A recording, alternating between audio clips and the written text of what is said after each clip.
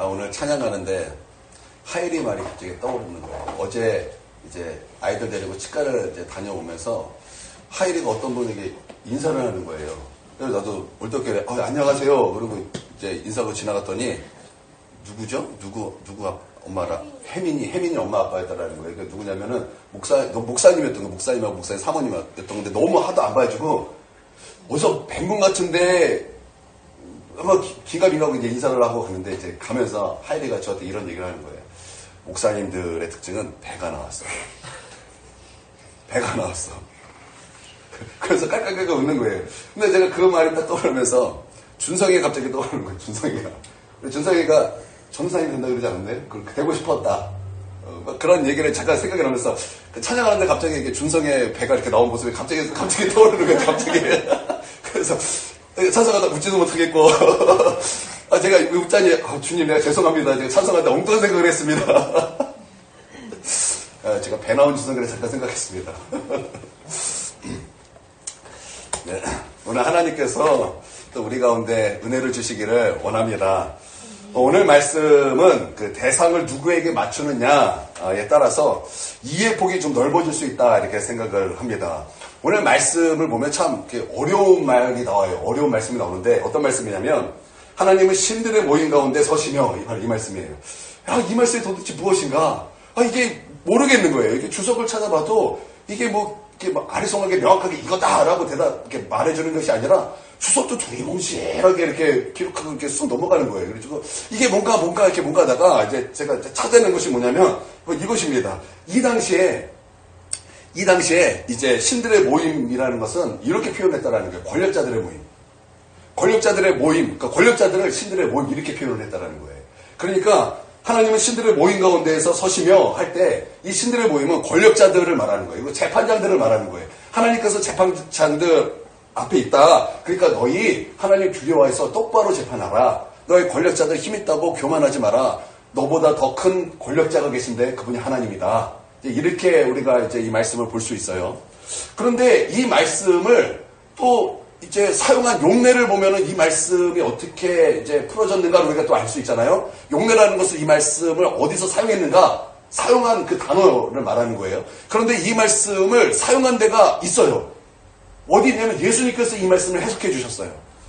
그러니까 요한복음 10장에 보면 이 말씀을 예수님께서 인용하시면서 이런 말씀하셨어요. 말씀을 받은 자들을 신이라 불렀거든. 기억나시죠? 그러니까 보니까 여기서 이렇게 주석을 밑에 이렇게 반주를 보니까 이 말씀하고 연결해요. 그러니까 예수님께서 이 말씀을 인용하셨다는 거예요. 그러니까 신들의 모임이다라고 말할 때는 예수님께서 이것을 어떻게 하셨냐? 하나님의 말씀을 받은 자들이다라는 거예요. 그러니까 우리가 이 말씀을 두 가지로 해석할 수 있다라는 거예요. 권력자들, 그러니까 권력자들, 재판장들에게 하나님께서 이제 하시는 말씀으로 우리가 또 볼 수 있고, 두 번째는 하나님의 말씀을 받은 그리스도인, 이렇게 우리가 볼 수 있다라는 거예요. 그래서 우리가 어떻게 맞추느냐에 따라서 이해의 폭이 더 넓어질 수 있다는 것입니다. 여러분, 근데 이런 것이 성경에 참 많아요. 여러분, 신약에 보면은 마태복음은 누구를 위에 기록된 것입니까? 물론 우리 모두에게 주신 하나님의 말씀이죠. 그러나 이 마태복음의 원래 목적이 무엇입니까?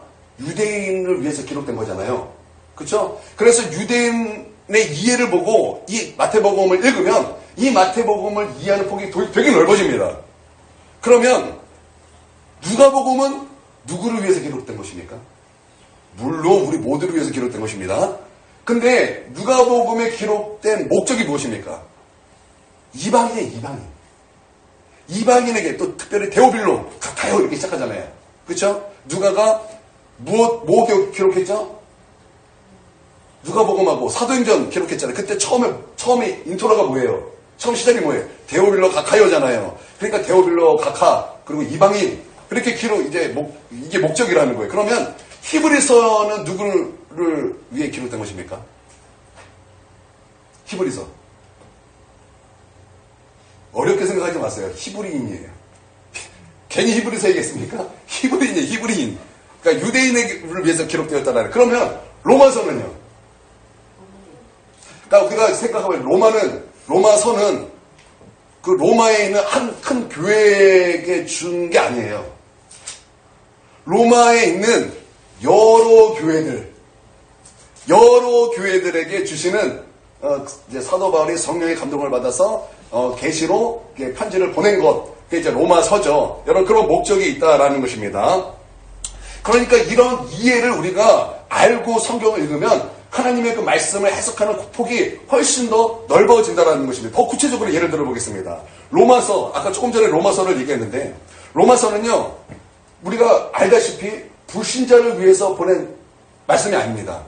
로마서는 우리가 알다시피 복음을 알고 예수님을 정말 사랑한다고 말하는 사람, 예수님을 믿는다라고 말하는 바로 그 사람들에게 다시 복음이 무엇인가를 설명하는 그 사도 바울이 하나님의 그 특별한 계시를 받아서 그 계시를 받은 대로 편지를 써서 보낸 그 편지가 바로 로마서다라는 것입니다.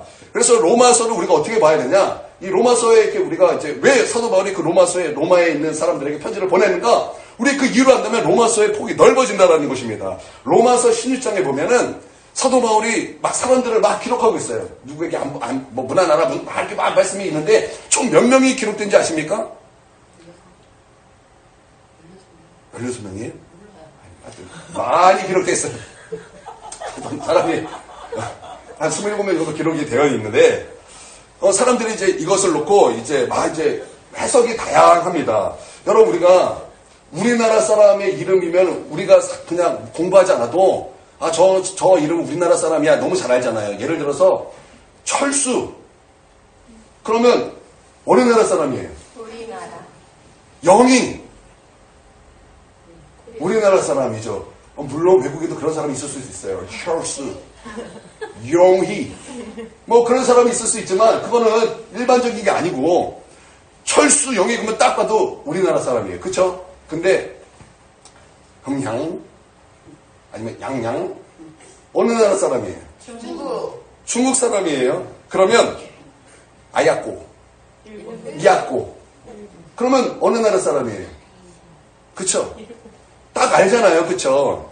그쵸? 그런데 이 로마서 16장에서 나오는 그 인물들을 보면은 여기서 분명히 이게 우리가 알 수 있는 게 있어요. 그게 뭐냐면 많은 사람들이 유대인이 아니라 이방인들의 이름이다라는 거예요. 이방인의 이름. 이건 유대 이름이 아니다라는 거예요. 그래서 이 로마서 16장의 그 사람들을 이렇게 보면은 한 5에서 7의 그룹으로 나뉠 수 있다라는 거예요. 이 사람들이 그냥 이름을 나열한 것이 아니라 여기 그 그룹이 있다라는 그룹. 이제 5그룹에서 7그룹이 있는데 여기서 크게 두 그룹으로 나눠진다라는 거예요. 하나는 이방인 그룹, 하나는 유대인 그룹 이렇게 나눠지는데 이걸 우리가 어떻게 봐야 되냐면 이렇게 봐야 된다라는 거예요. 뭐냐면 유대인은 유대인끼리 예배를 드렸고 이방인은 이방인끼리 예배를 드렸다라는 것입니다. 그러니까 로마 교회의 모습은 어떤 모습이냐? 유대인은 유대인끼리, 이방인은 이방인끼리 예배드리는 그런 모습이었다라는 것입니다. 여러분 로마 이 성경 기록한 교회는 우리가 뭐라 그래요? 무슨 교회라 그래요? 우리가 성경에 기록된 교회는 뭐라고 이렇게 말을 하면서 우리가 이때로 돌아가자 이렇게 말하지 않습니까? 물론 그것은 뭐 이제 사도행전에 나오는 교회의 모습으로 얘기하지만 분명히 이 모습도 초대교회예요. 초대교회인데 우리가 초대교회라 그러면 정말 우리가 정말 모델이 되는 그런 교회 이렇게 생각하는데 정말 이 모습은 어떤 모습이에요? 우리가 마땅히 본받아야 될 모습입니까? 아니면 본받지 말아야 될 모습입니까? 본받아야 될 모습이에요? 유대인은 유대인끼리, 이방인은 이방인끼리. 이것이 지금 우리가 본받아야 될 그런 모습입니까? 아니면 우리가 깨트려야 될 그런 모습입니까? 깨트려야 될 모습이라는 거예요. 그래서 이 소식을 사도 바울이 듣습니다. 이 말을 사도 바울이 들어요. 그래서 로마에 편지를 보낸 것이 로마서입니다. 그들은 자유인은 자유인끼리, 노예들은 노예들끼리, 유대인은 유대인끼리, 이방인은 이방인끼리 그렇게 모여서 그렇게 끼리끼리 예배를 드렸다라는 거예요. 만약에 교회가 아파트에 사는 사람은 아파트에 사는 사람끼리, 빌라에 사는 사람은 빌라에 사는 사람끼리, 다세대 주택에 사는 사람들은 다세대 주택에 사는 사람끼리, 건물주는 건물주끼리, 월세는 월세끼리 모인다면 여러분 그것이 바른 모습입니까? 여러분 그거 바른 모습입니까? 아니죠. 아니라는 거예요. 요즘 우리 초등학생들이 이런 말을 많이 해요. 죽어. 이런 말을 많이 해요. 죽어. 무슨 말인지 아세요? 죽음 아파트 거지. 임고. 임대 아파트 거지.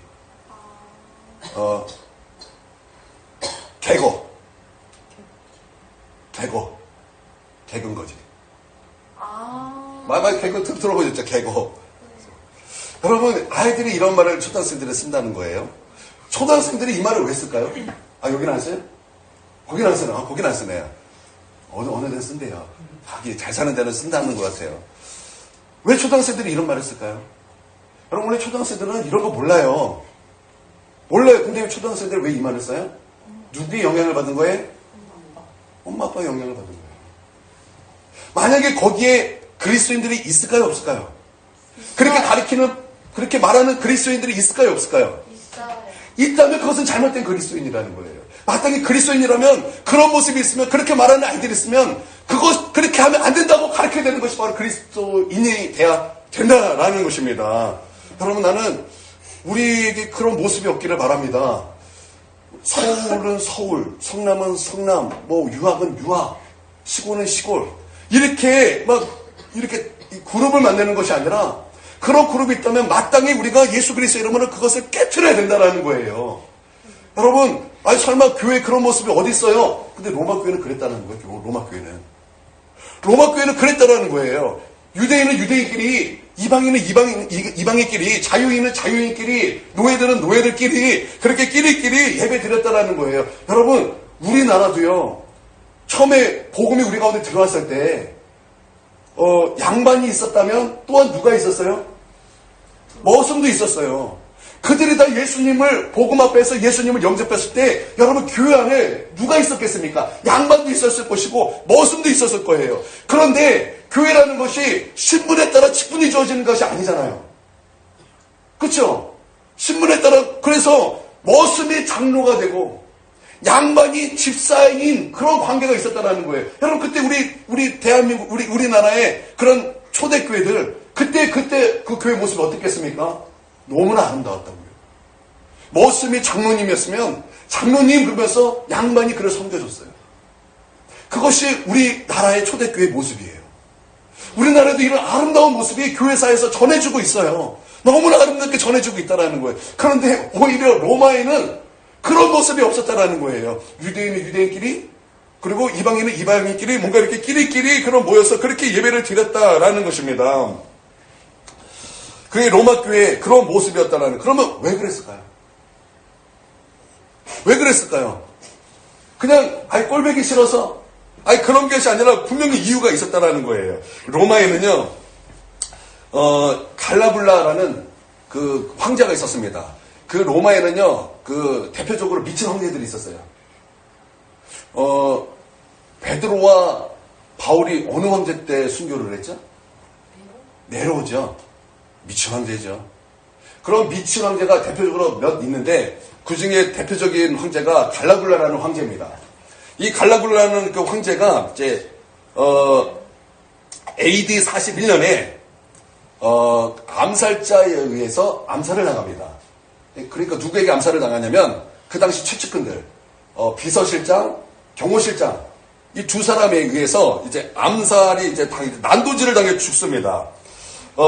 이제 그들이 이제 누구에게 사주를 이제 받았는데, 그 두 명이 이제 로마 황제를 죽이는데, 이제 어떤 동굴 같은데, 지하 동굴 같은 데서 이제 황제를 불러내서 거기서 이제 암살을 한 거예요.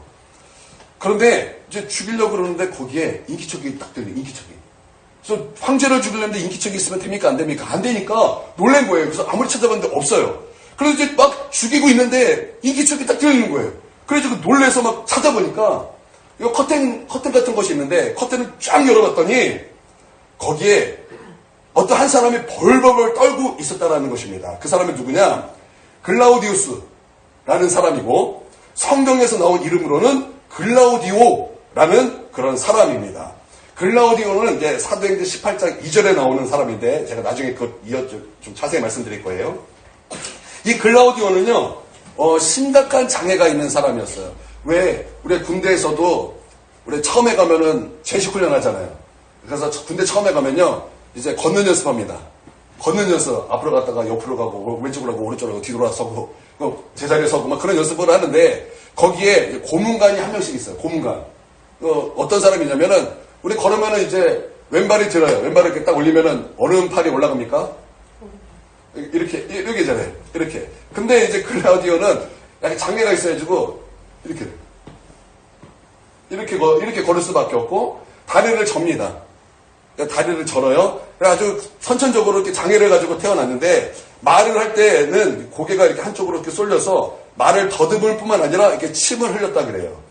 그러니까 그 모습을 보니까 이 경호실장, 이 암살자가 보고 씩 웃는 거예요. 씩 웃고, 이 녀석이 뭘 할 수 있겠어. 이제 그런 마음을 이제 한 것입니다. 이제 문제는 이 암살자 두 명이 이제 글라우디오를 이제 보자마자 번쩍 들어요. 번쩍 들고 이제 로마 원로들을 다 불러냅니다. 그 로마 시민들을 다 불러냅니다. 그러고 나서 이제 그들에게 선포하는 거예요. 선포하는 거예요. 뭐라고 선포하냐면, 갈리굴라는 죽었습니다. 오늘부터 로마 황제는 글라우디오입니다. 이렇게 선포를 한 거예요.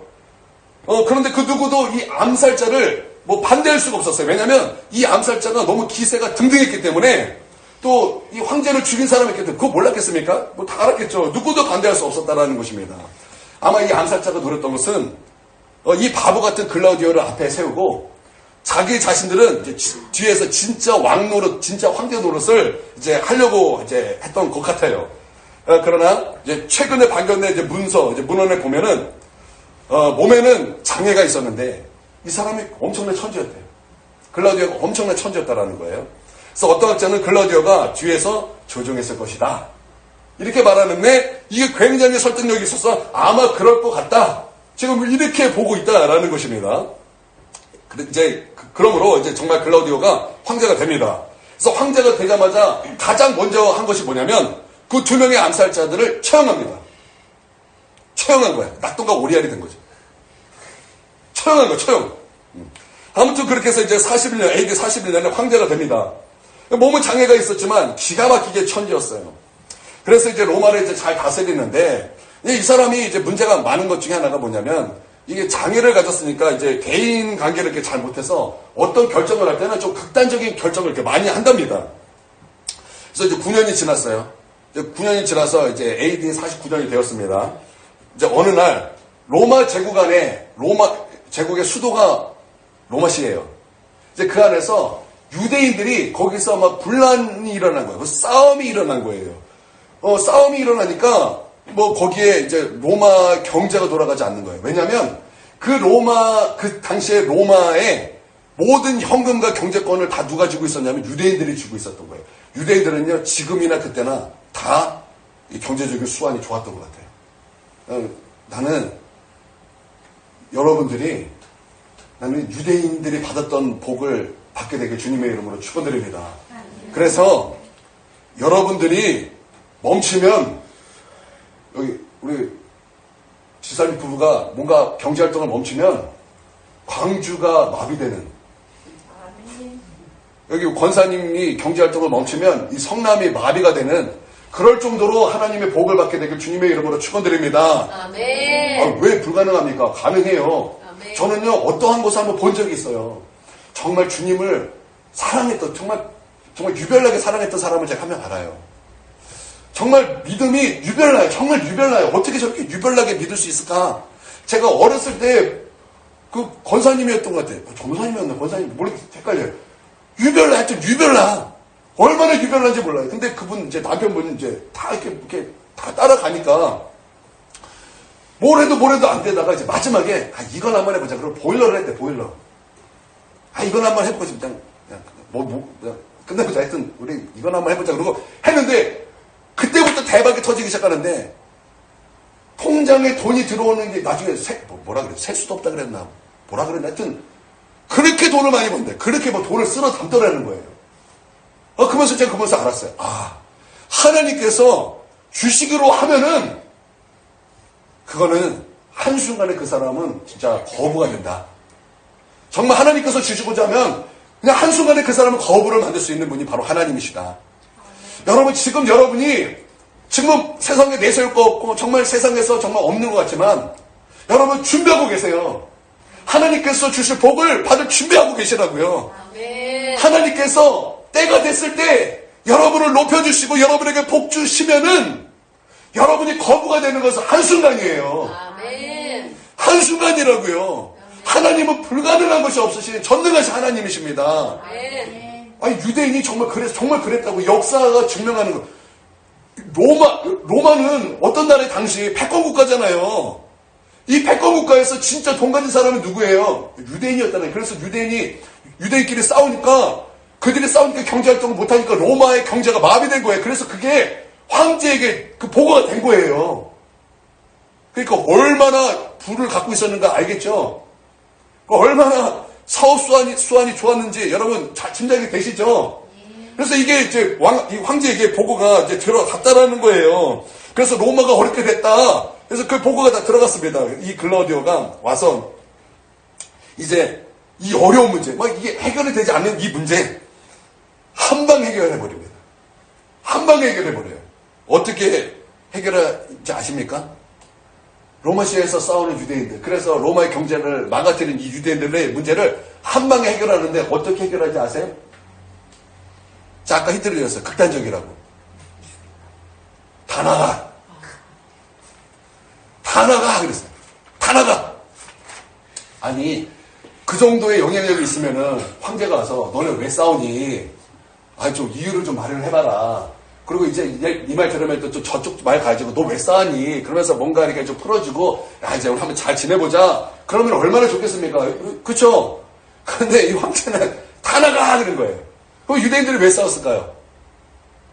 유대인들이 왜 싸웠을까요?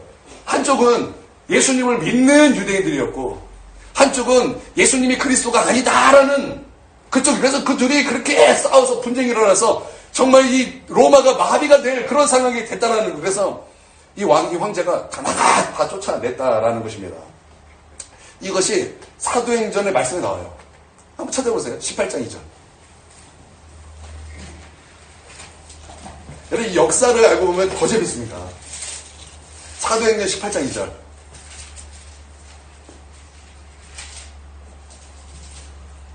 우리 준성이가 한번 읽어볼까요?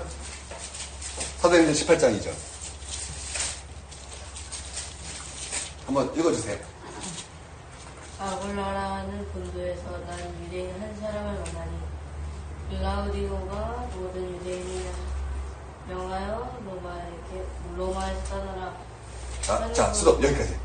자, 그 말씀이거든요. 지금 로마에서 뭐 하라고요? 떠나라. 그러니까 추방 명령을 내렸다라는 거예요. 그때 추방되었던 아주 유명한 부부가 있습니다. 누굴까요? 여러분 아시는 분이에요. 브리스가와 아굴라. 들어보셨죠?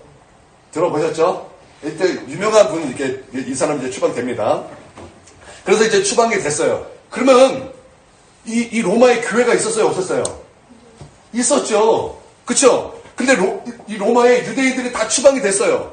뭐 예수님을 믿는 유대인이든 믿지 않는 유대인이든 다 추방이 됐다고요. 그러고 나서 이제 로마에 있는 교회를 딱 갔더니 거기에 유대인이 있어요, 없어요? 있어요, 없어요? 추방됐다 그랬잖아요. 그러면 있어요, 없어요? 없는 거예요. 그러면 누구만 있어요? 누구만 있어요? 이방인만 있는 거예요, 이방인만. 이방인만 있는데 그때 그 당시 교회 모든 중직을 거의 누가 맡았냐? 유대인이 맡았어요. 그러니까 유대인 목사님이 설교를 하고, 유대인 찬양 인도자가 찬양 인도를 하고, 유대인 교사가 뭐 어린아이들 맡고, 다 유대인이 다 요직에 있었다고요. 근데 그 요직을 맡았던 유대인들이 다 사라지니까 지금 이 이방인들이 교회 왔더니 누가 없어요? 목사님이 없는 거예요. 전도사님이 없는 거예요. 찬양 인도자도 없고 교사도 없고 아무도 없는 거예요. 그러면 이 이방인들은 혹시 이제 금방 돌아올 거야. 우리가 그냥 교회만 지키자 했을까요? 아니면 이럴지라도 우리 예배를 하나님 앞에 드려야 됩니다. 그리고 예배를 드렸을까요? 예배를 드렸어요. 어땠을까요? 어땠는 것 같아요? 예배를 드렸다니까요. 그래, 맞아요. 교회사를 보면 예배를 멈췄다는 적이 한 번도 없어요. 그러니까 그들은 예배를 드린 거예요. 어떻게 예배를 드렸냐? 그들은 아무것도 몰랐지만 그들이 설교를 하고 이방인들이 설교자가 돼서 설교를 하고, 이방인들이 찬양 인도를 하고, 이방인들이 교사를 하고, 이방인들이 사람들을 섬기면서 그렇게 시작을 했다라는 거예요. 그러니까 처음에 얼마나 부족했겠습니까? 처음에 설교 이렇게 했을 거예요. 여러분, 삭개오가 있었습니다. 삭개오가 예수님을 보고 싶어서 뽕나무에 올라갔습니다. 근데 그만 뽕나무에서 떨어졌습니다. 뽕나무에서 떨어졌더니 고래가 와서 삼켰습니다. 그랬더니 여기 아이들이 막 웃는 거야. 무슨 삭개오에 그거 요나를 삼켰죠. 막 그랬을 거야. 안 웃게? 집에 가서 웃으시라고. 아니, 처음에는 분명히 그랬을 거라고. 설교가 이게 쉽지가 않아요. 이게 어떻게 쉬울 수 있겠습니까? 어렵죠. 또 찬양인도 이게 어떻게 쉽겠습니까? 처음에는 그렇게 못하는 상태에서 이렇게 하다가 1년이 지나고 2년이 지나고 3년이 지나고 4년이 지니까 이제 사람들이 어떻게 됩니까? 같은 것을 한 몇 년을 하면은 잘해지잖아요. 그러니까 이제 막 탁월해지는 거예요. 막 설교도 탁월하고, 막 설교도 그냥 보통 설교가 아니라 막 정말 그 심도 있는 막 복음을 막 전하고 막 그러니까 이방인들로 가득한 이 로마인의 교회가 어떻게 돼요? 부흥이 막 일어나는 거예요. 부흥이 막 일어나는 거예요. 그러다가 5년차가 딱 됐어요. 5년차가 딱 되니까 누가 죽어요? 황제가 죽는 거예요. 글라우디오가 죽었어요. 로마에는 이런 법이 있습니다. 어떤 법이 있냐면 법을 만든 사람이 살 동안만 그 법이 살아있어요. 그리고 그 사람이 죽으면, 법을 만든 사람이 죽으면 그 법도 죽어요. 그러니까 이 글라우디오가 유대인 추방! 살 동안만 그게 효력이 있었어요. 그러니까 이 황제가 죽었어요. 그러니까 추방 명령이 어떻게 돼요? 그것도 끝나버린 거예요. 그러니까 이제 유대인들이 이제 다시 돌아와요. 돌아오면서 어떤 마음이 있었을까요? 와, 우리가 다시 이제 로마에 돌아와서 우리가 이제 여기서 함께 예배를 드릴 수 있게 됐구나. 할렐루야. 그러면서 이제 목사님들은 설교 준비를 열심히 하고, 찬양 리더는 막 찬양 준비 열심히 하고, 교사들은 야, 이제 우리 다시 그 아이들을 막 만날 수 있겠구나. 이 아이들이 얼마나 컸을까. 그러면서 열심히 교재 막 열심히 준비해서 왔더니, 어머나, 누가 설교를 하고 있어요?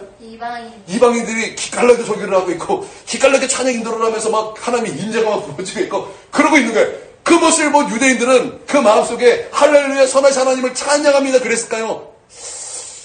내가 해야 되는데. 그랬을까요? 내가 해야 되는데. 어땠을까요? 어땠어요? 내가 해야 되는데.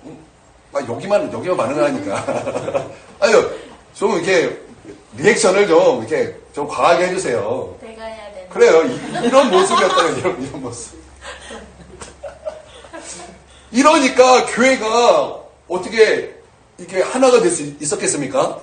안 됐다라는 거예요. 그러니까 유대인은 유대인끼리 모이고 이방인은 이방인끼리 이렇게 모이게 됐다는 거예요. 그러니까 사도 바울이 그 얘기를 듣고서 로마에 대한 그 하나님의 마음을 품고 하나님이 주시는 그 특별 계시를 가지고 로마의 편지를 딱 기억해서 얘들아 로마에 있는 교회들아 이걸 봐라 보냈어요. 봤더니 로마서가 어떻게 시작하고 있어요? 처음에 사도 바울이 누구의 죄를 지적해요?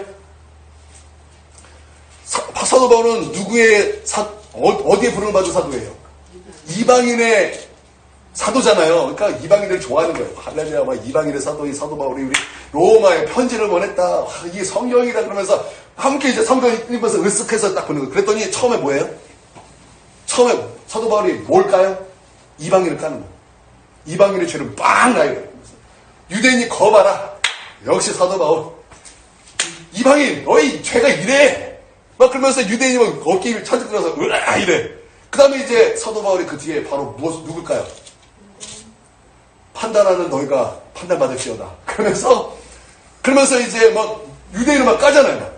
그랬더니 역시 사도 바울 이방인의 어깨가 빡 올라가요. 그러면서 이제 그 다음에 또 이제 사도 바울이 뭘로 연결해요? 온 인류가 죄인이다. 그러면서 이제 복음의 그 심도 있는 그 복음으로 쫙 들어가잖아요. 그러면서 회개해야 되고 예수를 믿어야 되고 성령의 인도를 받고 막 그러면서 죄를 이기고 뭐 율법의 요구를 이기고 막 쭉 말씀 이어지잖아요.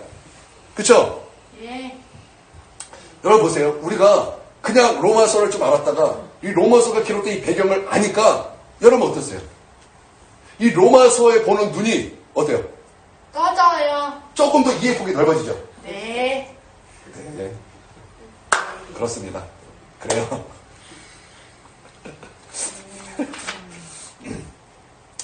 네, 이와 같이 오늘 말씀도 그와 같다라는 거예요. 오늘 이 말씀 시편 82편의 말씀을 어떤 관점으로 맞추느냐, 누구에게 맞추느냐에 따라서 이 성경의 그 해석의 그 범위가, 이해할 수 있는 범위가 넓어진다는 것입니다.